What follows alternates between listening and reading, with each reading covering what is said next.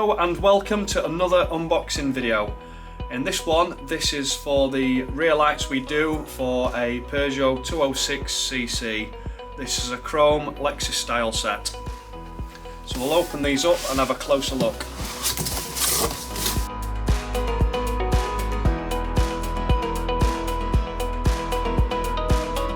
So this set does come with some brief instructions illustrating the different wires, where they are located in the plug. To be quite honest, it's not something you need because these are completely pre-wired and they come with a plug what will plug directly into the vehicle. These lights are held in with one fixing bolt, so it's really easy to swap these over. It's a nice DIY job for any enthusiast, easily done at home on your drive. The lights are supplied and fitted with bulbs. There is no messing about to be fitting bulbs, literally out of the box, plug them in, fit them, job done, really easy to do.